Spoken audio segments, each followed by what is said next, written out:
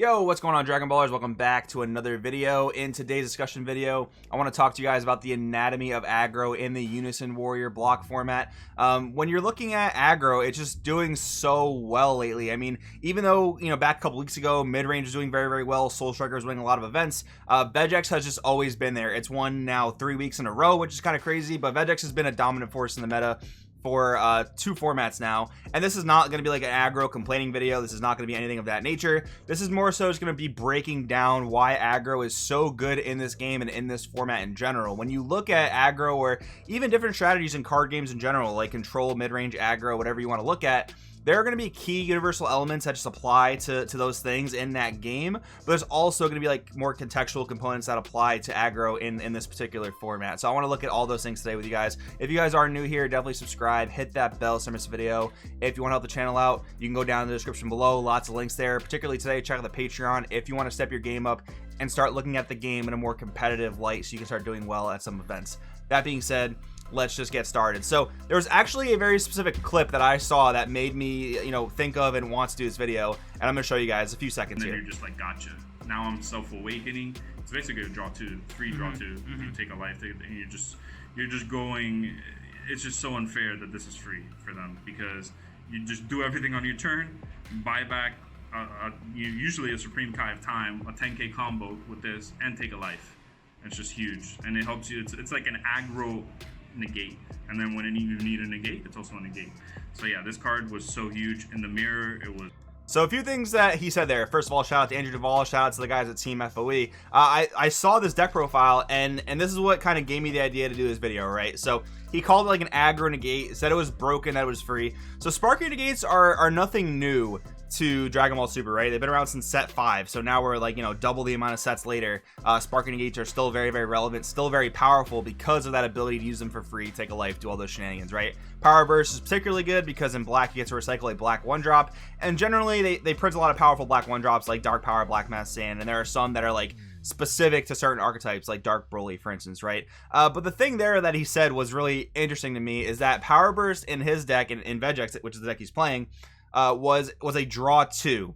Now this is something I think about a lot. Generally, when I think about taking life to activate effects in Dragon Ball Super, I don't view that as a raw card draw, even though like I think by the pure semantics it probably is a pure card draw.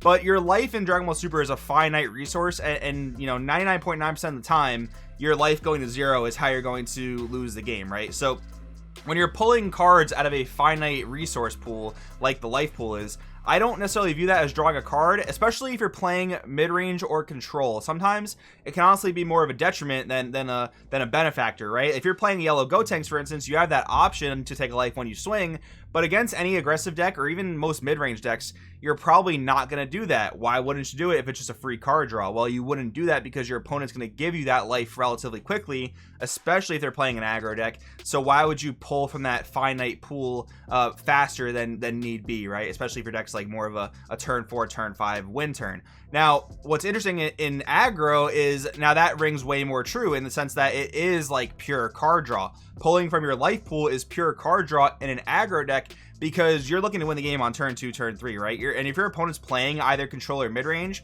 they generally can't win the game earlier than turn 3 unless they have like specific tech, like maybe a Furthering Touch and Champa or some type of overroam that's going to allow them to play on a little bit of a lower curve and maybe sneak a game out, right? But if you're playing that aggro deck and you have no fear of losing before turn 3, well, yeah, a card like Power Burst, a card like D-Magic, a card like Time Magic, that is pure card draw while also protecting your board. Sometimes you're playing control, you're playing mid-range, you can't even afford to use a negate to save your board. You have to just let your board die because, if they're coming with an onslaught of attacks at your leader, you have to use that negate in order to save your life total, which again, for a longer paced deck that's looking to play a longer paced game, it's a finite resource, whereas aggro decks looking to win on turn 2, turn 3, they want every single card they can get access to.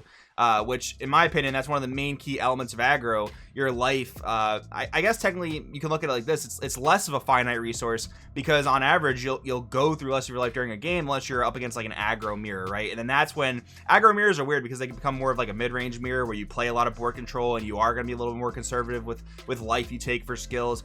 But anyways, I hope that makes sense, where a card like Power Burst or a Spark and Negate is in general is arguably more powerful in an aggro deck than it is in like a mid-range or control deck where you can freely use the life take. You're not really going to think twice about it, but if you're playing an aggro or control deck, you're probably going to think twice about it quite a bit. So hopefully that makes sense. But anyways, let's get into the pillars of aggro for this modern format. So we're looking at Red Broly. So when you look at this format, there are 3 aggro decks that are really shining right now. We'll talk about all of them. The first one is Red Broly.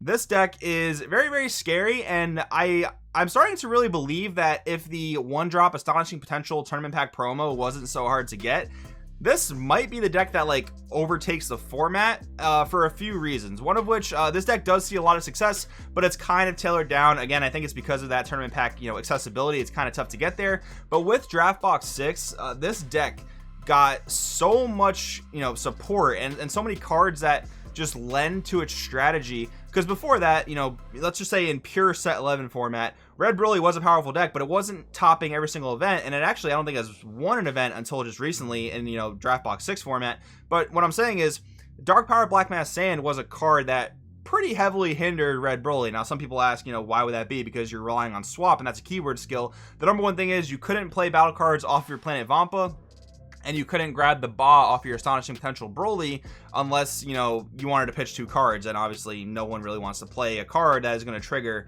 Dark Power Black Mass Sand, right? So the deck was doing well in set 11, but it wasn't overly dominant. But we saw over just the past couple weeks of Draft Box 6 format, this has pretty much changed. The deck got its first win just a week ago, and Piccolo Jr. Giant Force is a huge contributing factor to that because your Unison now grants you the ability to deal with one of the most problematic cards for your deck, which again was Dark Power Black Mass Sand. Besides that, the -6 may be a little bit less powerful than Kale's was originally, but Piccolo Jr.'s offers more to the deck than Kale does. That ulti was good, but Piccolo's ulti activates sooner. I'm actually a pretty big fan of teching a 1 of Fearless Pan to beef up your whole board and then go for game. That's really strong. And then, of course, King Piccolo New Ruler. What's crazy about this deck as well, and I guess now technically every red deck, but this is more so going to apply to Red Broly because this is a strategy that specifically applies pressure.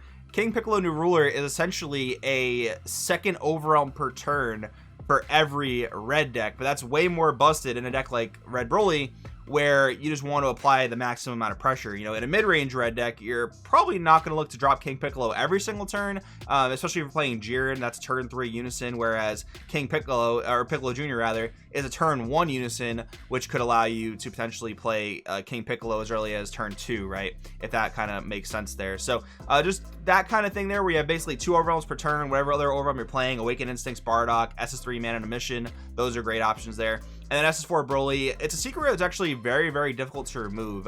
Early barrier removal is very difficult to come by, and most of the times in Broly you're dropping this guy as early as turn 3.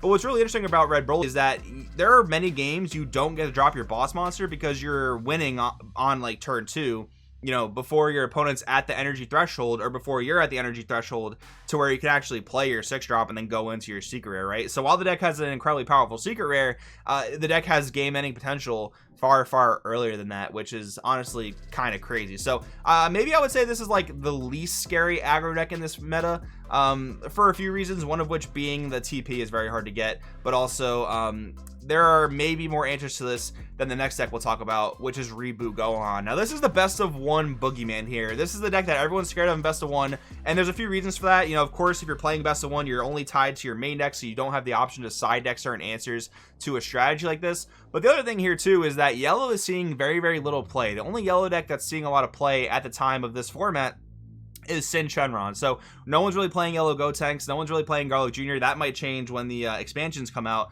but yellow has some of the best answers to a deck like this with like Zamasu Super Combo and like Release from Evil, the negate from set I think set 10. So with that being the case, this deck is wreaking havoc, especially now that we're in this online best of 1 meta. Now, what's really crazy about Reboot Gohan besides that is the leader based aggression, and it's so customizable within its own main deck. Like, I just did a deck profile yesterday, actually. Check it out if you want to see what a more modern Reboot Gohan list looks like. But it really took that, set 9, that set 10 Reboot Gohan list. And this deck, mind you, has also been doing very well across several formats. But anyways, it takes that, like, that mono green Reboot Gohan that we're used to seeing, and it's really customizable now, especially with Draft Box 6 with all that new Skilla support. All the new Skilla support that came out in Draft Box 6 is not leader locked, which is great for those cards because they're ultra generic.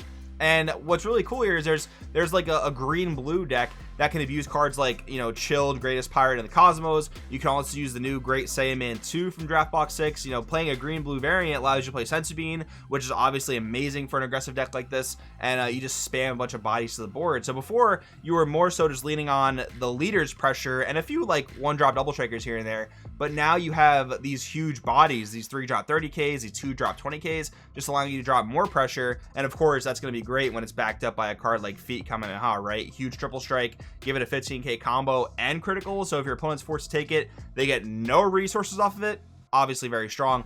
And then a lot of people are playing Grade 8 Mass Sand Primal Carnage purely for that 1 energy, just remove anything on any given turn. Your opponent has like the Vegex Deadly Defender on board, 1-drop, kill it. Your opponent is going in for game on you with a sneaky Overwhelm or a sneaky, I don't know, triple strike, something like that. Primal Carnage, get rid of it, right? So this deck has a lot of tools, both offensively and defensively, that are keeping it overly powerful. But I would definitely say the most dominant, maybe not the scariest, I would probably give the scariest to Reboot Gohan, but the most dominant, and that's just backed up by stats, is clearly Vegex. I mean, this deck won countless events in set 10. It's winning a lot of events right now in set 11. 3 back-to-back weekends of winning here. Vegex is crazy. I mean, this deck had to be nerfed 3 times. I've said it many times. It had to be nerfed 3 times in order just to keep its power level in check. And personally, I think this deck is at a more fair power level. But I think when you have so many good aggressive decks in the format that all do different things, like Red Broly goes really tall, Vegex goes really wide, and then Green Gohan is just leader-based aggression. It's probably hard to prepare for all those different types of aggression, and not every color is equipped to handle all those types of aggression, right? Like, Red doesn't really have anything too great to go against Reboot Gohan, unless you're lucky enough to maybe stick a Topo and they can't kill you through it, right? So, with that being the case, though, Vegex is the deck here that's doing the most work, and I think that this is a more universal design flaw that I think has led to aggressive deck's ability to do very, very well in the past. I think an aggressive deck in Dragon Ball Super should be constructed by the game designers in such a way that you have to take life very, very unforgivingly in order to be so fast. Like, look at Reboot Gohan. They could only be as aggressive as much life as they have to take to use their leader effect to gain triple strike, right? If that makes sense. They can only gain the triple strike when they have life to take for the effect. Red Broly, you got to cut yourself down to get your crit effects. You have to cut yourself down to use Planet Vampa, cut yourself down to use the Astonishing Potential to go into Ba. Vegex, there is nothing really in the deck that requires you to take life inherently. Yeah, you can mill the Trunks, but that's an optional take a life. Yeah, you can play Splintering Mind, but you're only going to do that when you know you need to get Self-Awakened or you know that it's guaranteed game. So I think Vegex kind of, you know, is a little bit too strong, again, because of the leader. As unfortunate as this is to say, I know they don't really want to go about dealing with a structure deck leader in this way, but the leader does not have to ever be in a risky position, because it's not like Reboot Gohan and it's not like Red Broly where it has to cut life very, very quickly. So I think when you're playing a deck like Vegex, you have a very, very easy time transitioning to mid-range if you need to. And I think that might be what makes the deck a little bit too powerful. Am I saying aggro in this format is unbeatable? Not by a long shot. I think there are a lot of mid-range decks. I think blue in particular is probably the most meta viable color that can actually deal with all these decks. For example, against Vegex, you have a card like Bean, which is great for, you know, go wide hate. You have Zamasu Super Combo to help deal with Reboot Gohan, and you have cards like Heroic Prospect to deal with Dark Broly, Red Broly, things that go really tall and aggressive like that. So I'm not saying aggro is overly oppressive right now. I'm saying it's very, very strong, and it's looking to be that way from the results that we're seeing from these events. But I do want to know what you guys think in the comments below. Let me know if you found this video interesting. Let me know if this talk was cool to listen to. And thanks for watching, guys, and I will see you guys next time.